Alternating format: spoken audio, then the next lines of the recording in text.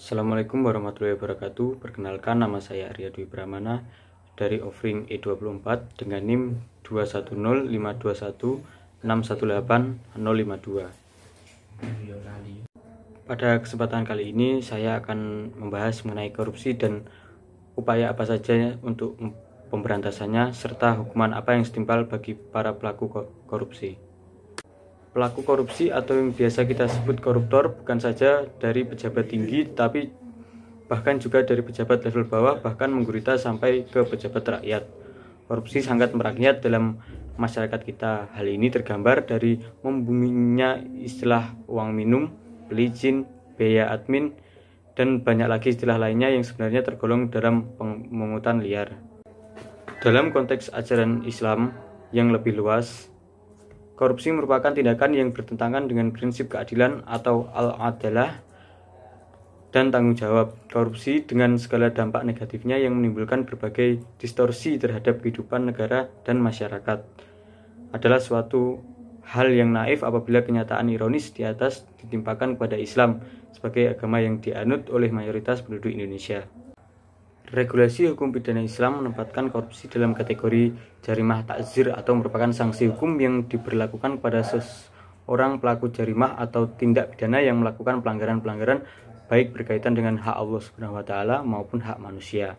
Pelanggaran-pelanggaran tersebut tidak ditentukan secara tegas bentuk sanksinya dalam Al-Quran dan hadis. Oleh karena itu, tidak ditentukan secara tegas, maka takzir menjadi kompetensi hakim atau penguasa setempat.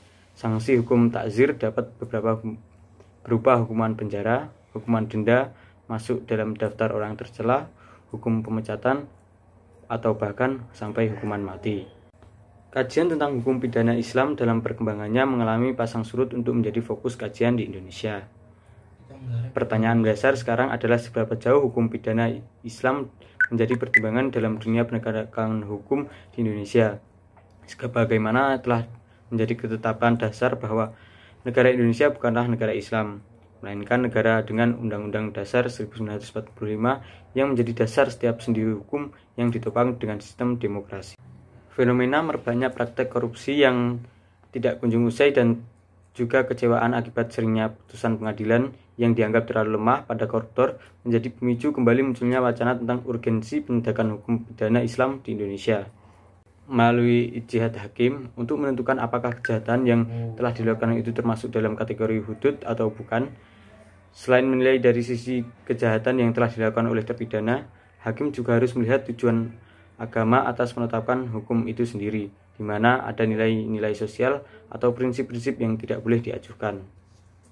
Dalam Islam sendiri, hukuman bagi orang yang melakukan korupsi adalah hukuman potong tangan. Hukum potong tangan ini dimaksudkan untuk menimbulkan rasa aman, rasa tenang, dan memberi efek pencegahan sehingga orang yang akan takut untuk mencuri.